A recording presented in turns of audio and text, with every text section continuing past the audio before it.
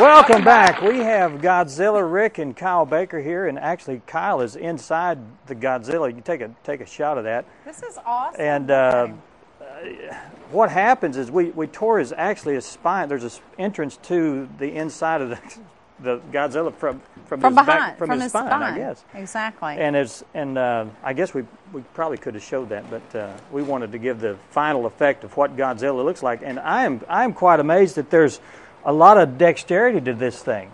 Look at him. There's flexibility, and you would think that I was thinking that the Godzilla was just going to stand there, but no, this is a full-blown outfit. I mean, we a had full a lot costume. Of comments from other costumers that were amazed at the articulation he's got. No doubt. And the only thing that I can attribute that to is the way we build the bodysuit, and then we start layering from there. Well, it's all one piece except for how he gets in and out. How's that process? I know it's probably a complicated explanation, but it looks like it's all one piece.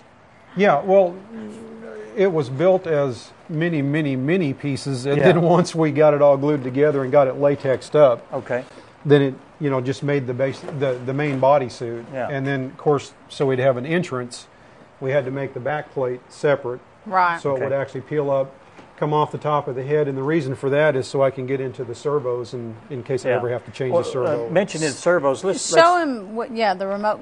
All right, you can do there. This is the eye blank when I pull the trigger right there, and then this controls the mouth. There's a few people I'd like to control their mouth with that. I'm just saying. And if you'll notice, the mouth doesn't go all the way closed. When we built it, it did go all the way closed. And then when we put the latex on it, it stiffened it up.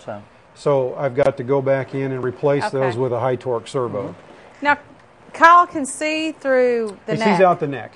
Right. Okay. Okay. Hey, Kyle, how's it feel in there? Actually, it's not too bad right now. And where do you see? I don't even see. Is there little slits? Or? Yeah, right between all the grooves in the neck. Okay. There's all spaces. Yeah, and we talked earlier that you're cooled in there by a circulating ice pack. Is that right? And then when it melts, it circulates the cool water. That's right.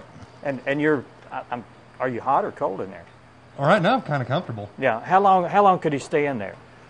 He probably stayed in close to an hour, the longest at the convention. But they had really good air conditioning there. Yeah. Is there a competition that you enter, or explain a little bit of that? For all three suits that we've done, we've entered them in competition. First suit we took Best of Show, the Man-Thing suit. Liquor, he took first place in his category, and then at the G-Fest, we got Best of Show, and I think we've got People's Choice because they weren't quite expecting, especially a couple of guys from Arkansas.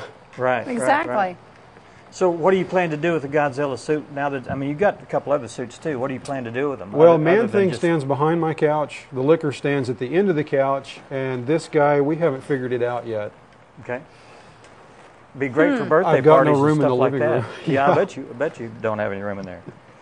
Very interesting. Very interesting. I'm so, ready to are you duke it planning out on going to any more conventions with this guy? Potentially, yes. It's not out of the question. We would be more than willing to do it. But usually what we try to do is just one suit a year, so we'll actually start working on our next suit. Yeah. Well, guys, very impressive. It's a very interesting hobby, to say the least. What does something like this cost, if I can ask? Well, do you have any idea?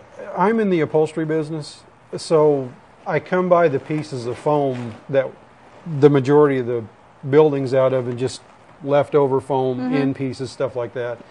So we don't have a lot of money in the foam, but the latex, there's like 4 gallons of latex on it, and then all the electronics for the head. And altogether, we've got probably $600 or $700 in it. Yeah, well, that's not bad. Which most of the costumers tell us that's not bad at all. There you go. He's showing you that. It makes a great Halloween costume, to say the least. You would win the contest for sure, dude. Well, guys, thanks so much for being here. That's awesome. Yeah, thank you for having us. If you've got another project like that, let us know, and we'll come out and maybe do an on-site interview, that'd be neat. and maybe you could show us how some of this latex process actually works. Okay. I think our viewers would be interested in that. Hey, we're gonna say goodbye to everyone. Thanks to all the guests that have been on the show today. John Phillips, Director of Parks and Recreation. Joe McIntyre, Kathy Robinson, and Rick and Kyle Baker with Godzilla. All right. Hey, Kyle, can you give us a growl?